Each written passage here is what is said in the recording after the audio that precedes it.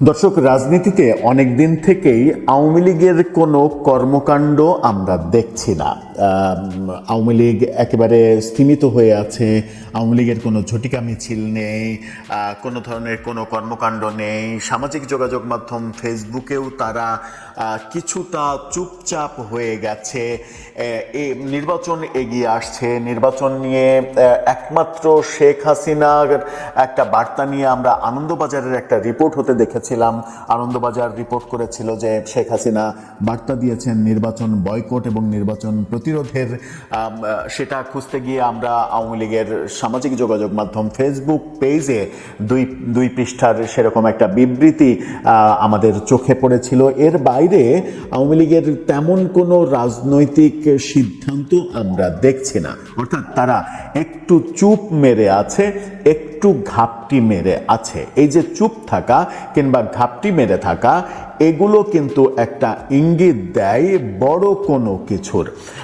তাহলে কি আওয়ামী লীগ বড় কোনো প্ল্যান করছে এবং সেই প্ল্যানটা বাংলাদেশের রাজনৈতিক অস্থিরতা বাড়িয়ে দিতে পারে?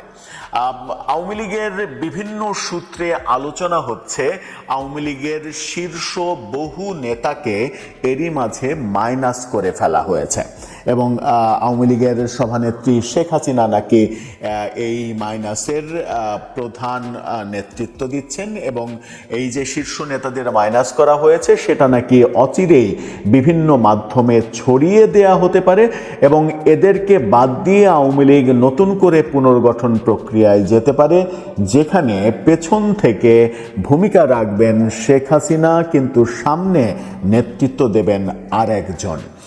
এরকম কথাবার্তা শোনা যাচ্ছে। আদতে কোনটা সত্য কোনটা মিথ্যা, আর আওয়ামী লীগের নেতাকর্মীরা একেবারে চুপচাপ আছে কেন, ব্যাপারগুলো রহস্যের জন্ম দিচ্ছে।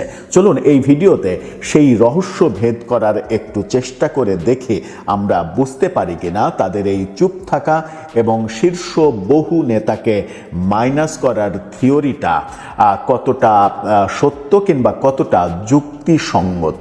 বলছিলাম আওয়ামী লীগের নেতাকর্মীরা চুপচাপ হয়ে আছে কেন? বিভিন্ন সূত্র বলছে আওয়ামী লীগের তৃণমূল একেবারে শীর্ষ নেতৃত্বকে জানিয়েছে যে মাঝপথের যে নেতৃত্ব, অর্থাৎ এমপি মন্ত্রী বড় বড় নেতা, সেই নেতৃত্বে আওয়ামী লীগ আসলে ধ্বংস হয়েছে।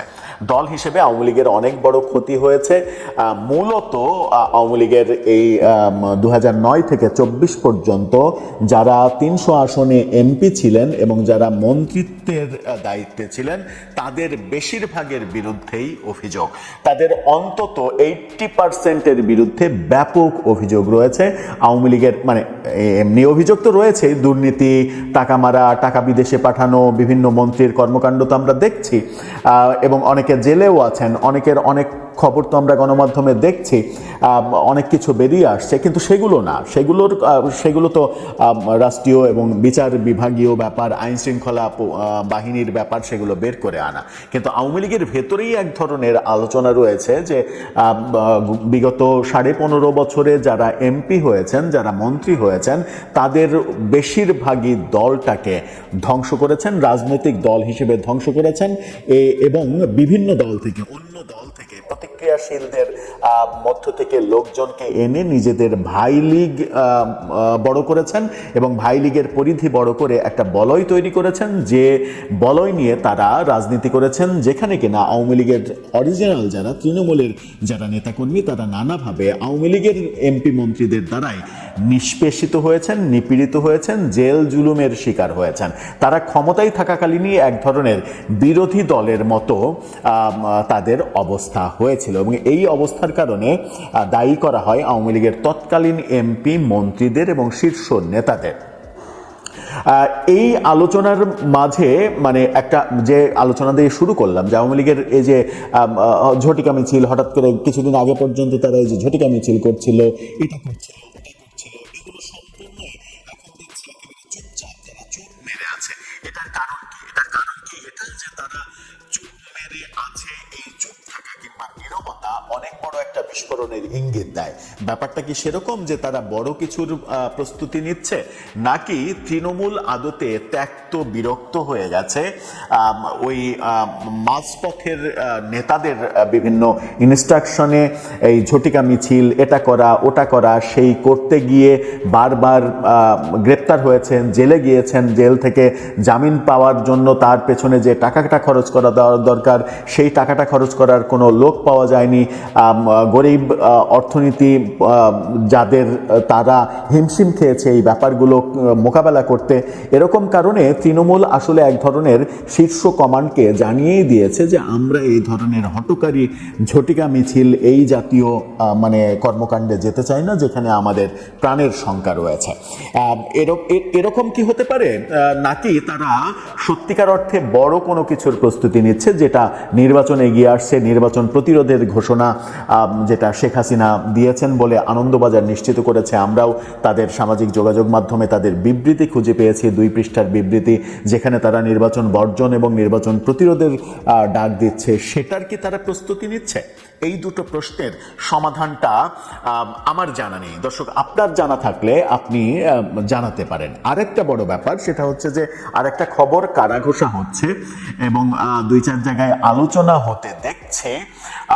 সেই আলোচনাটা খুবই গুরুত্বপূর্ণ আওয়ামী লীগের জন্য। সেটা হচ্ছে যে আওয়ামী লীগের শীর্ষ নেতৃত্ব সিদ্ধান্ত নিয়েছে অন্তত 2.5 শতাধিক আওয়ামী লীগের শীর্ষ নেতাকে সরিয়ে দেওয়ার। অর্থাৎ তাদের নেতাগিরি এবং তাদের নেতাগিরির জন্য আওয়ামী লীগের যে দল হিসেবে আওয়ামী লীগের যে ক্ষতি হয়েছে, সরকার হিসেবে আওয়ামী লীগ করেছে তো সরকারের শেখ হাসিনার নেতৃত্বে যে প্রশাসন চালিয়েছে তাদের এক ধরনের ভুল, দোষ, অপরাধ, সেগুলো নিয়ে তো বিচার প্রক্রিয়া চলছে।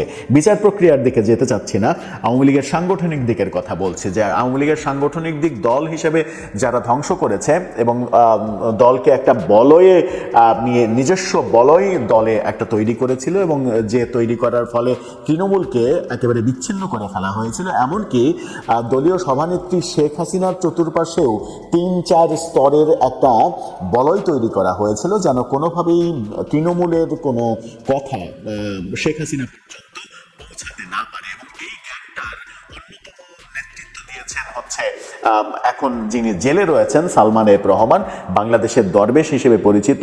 তাকে অনেকে অভিযোগ করেন, এর সঙ্গে আরও অনেককে অভিযোগ করেন। সেই কারণেই কানাঘুষা চলছে যে শেখ হাসিনা সিদ্ধান্ত নিয়েছেন অন্তত 2.5 শতাধিক এরকম শীর্ষ নেতাকে মাইনাস করার। তাদেরকে মাইনাস করে আগামীর আওয়ামী লীগ চলবে এরকমটা শোনা যাচ্ছে কানাঘোষা। এবং তাদেরকে মাইনাস করে আগামীর আওয়ামী লীগ চলবে। এবং আওয়ামী লীগ মানে 2-4টা জায়গা থেকে এরকম ইনফরমেশনও পাচ্ছি যে আওয়ামী লীগের বিভিন্ন জায়গায় গোপনে নাকি কমিটি দেওয়া হচ্ছে, আহ্বায়ক কমিটি দেওয়া হচ্ছে। সেটা বিশ্ববিদ্যালয়ে, স্থানীয় উপজেলা পর্যায়ে, ইউনিয়ন পর্যায়ে, যেগুলো প্রকাশ করা হচ্ছে না, তারা ইন্টারনালি সেই কমিটির সদস্যদের জানিয়ে দিচ্ছে। এবং এই কাজটা নাকি হচ্ছে আমেরিকা থেকে, অর্থাৎ এই কাজের নেতৃত্ব দিচ্ছেন শেখ হাসিনা পুত্র সজীব ওয়াজেদ জয়। এবং বিভিন্ন তথ্য, বিভিন্ন দিকের তথ্য যেগুলো শোনা যাচ্ছে, সেই তথ্য অনুযায়ী এটুকু ধারণা করা যেতে পারে যে আগামীর আওয়ামী লীগের নেতৃত্ব শেখ হাসিনা জয়ের উপরেই ছাড়ছেন।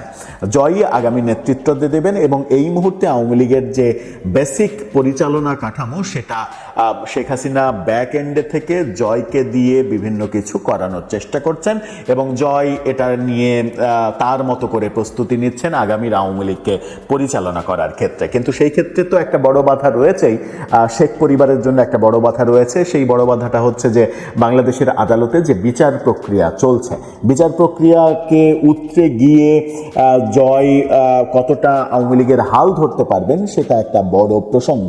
আর শেখ হাসিনারই বা বাংলাদেশে ফেরা আদৌ সম্ভব হবে কিনা, যখন তার ঘাড়ের উপরে মৃত্যুদণ্ডের যে সাজা, সেই মৃত্যুদণ্ডের সাজা মানে ঝুলছে, তখন তার দেশে ফেরাটা অনেক বেশি কঠিন হবে। হয়তো তার ওই দেশে ফেরাটা কঠিন হবে এই কারণেই আওয়ামী লীগের পরবর্তী নেতৃত্ব তিনি জয়ের কাছে ছাড়তে চাইছেন এবং তাই এরকম আলোচনা চলছে যে আওয়ামী লীগের অন্তত শীর্ষ 2.5 শতাধিক, 250 থেকে 300 এরকম নেতা বাছাই করা হচ্ছে যারা দলের ক্ষতি করেছে এবং সরকারের ক্ষতি করেছে আছে তাদেরকে মাইনাস করে আগামীর আওয়ামী লীগ চলবে, যাদের মধ্যে শীর্ষে রয়েছেন আওয়ামী লীগের সাধারণ সম্পাদক ওবায়দুল কাদের নিজে। ওবায়দুল কাদের যে আওয়ামী লীগকে ধ্বংস করেছে, আওয়ামী লীগ সরকারকে ধ্বংস করেছে, মানে যারা ধ্বংস করেছে একা তো আর করেননি, যারা ধ্বংস করেছে তাদের মধ্যে অন্যতম ওবায়দুল কাদের তো অবশ্যই।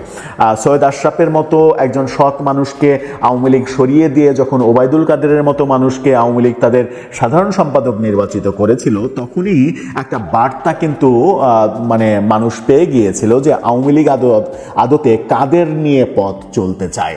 আওয়ামী লীগ আদতে সৈয়দ আশরাফের মতো একেবারে নীতিবান মানুষদের ওন করতে পারে না, কিন্তু ওবায়দুল কাদেরের মতো মানুষদের ওন করতে পারে, যারা হাতের ঘড়ির দাম কত, কত লক্ষ টাকার ঘড়ি পড়ছেন সেই ব্যাপারগুলো শো করতে এবং ফটো সেশন করে।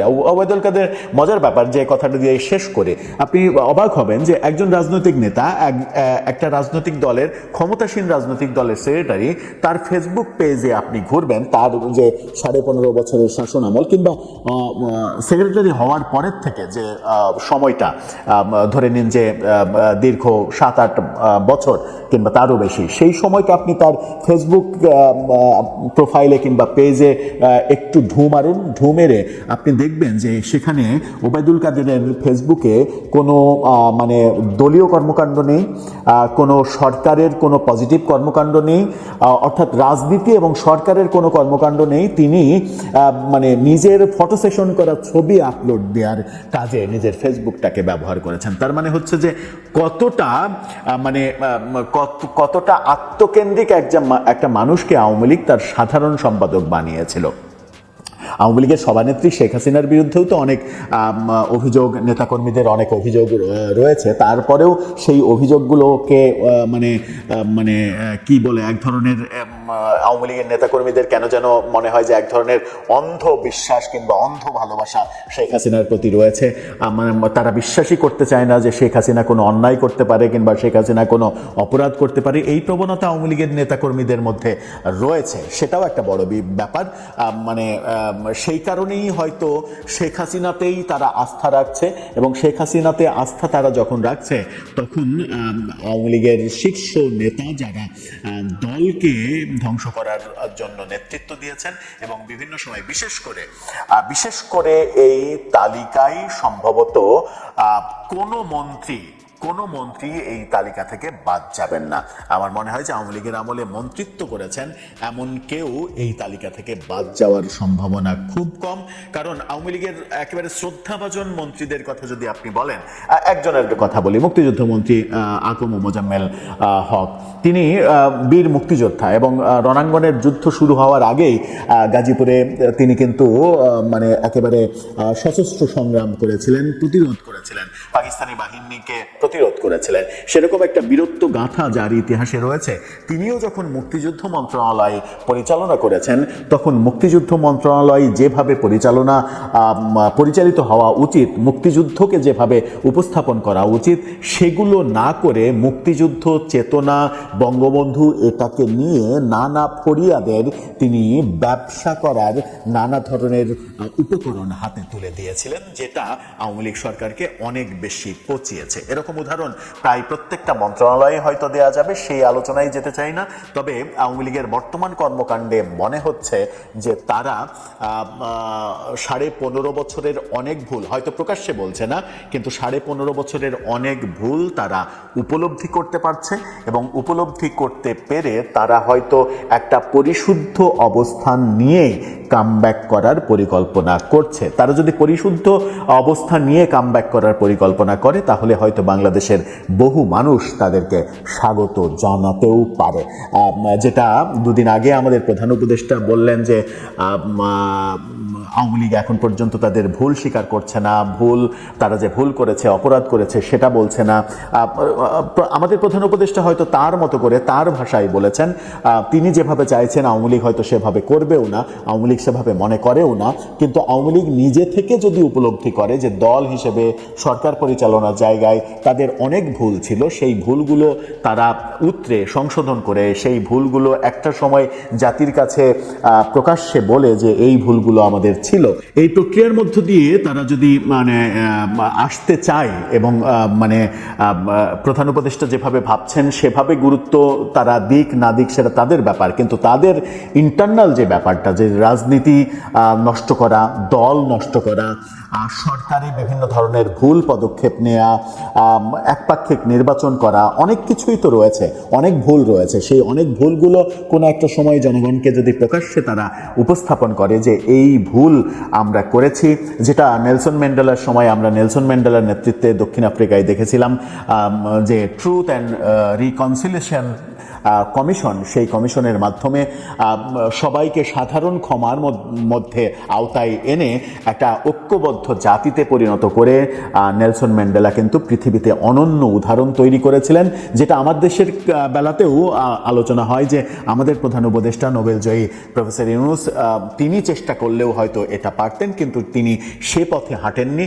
তিনি মানে প্রচলিত পথেই হেঁটেছেন এবং হিংসা, বিদ্বেষ, এ না ও, ওকে বাদ দিয়ে ও, এই যে আমাদের ট্র্যাডিশন, আমাদের সংস্কৃতি, বিশেষ করে রাজনৈতিক সংস্কৃতি, সেই রাজনৈতিক সংস্কৃতির বাইরে তিনি যেতে চাননি কিংবা যেতে পারেননি, সেটা তার ব্যাপার। দর্শক, সব মিলিয়ে আপনার কি মনে হয় এই যে আওয়ামী লীগের চুপ থাকা এবং বিভিন্ন দিকে যে শোরগোলের কথা বলছি, যে শীর্ষ বহু নেতাকে মাইনাস করার যে প্রক্রিয়া শোনা যাচ্ছে, গুঞ্জন শোনা যাচ্ছে, এগুলো নিয়ে আপনার ভাবনা কি, আপনার অবস্থান কি, জানিয়ে লিখতে পারেন আমাদের কমেন্ট বক্সে।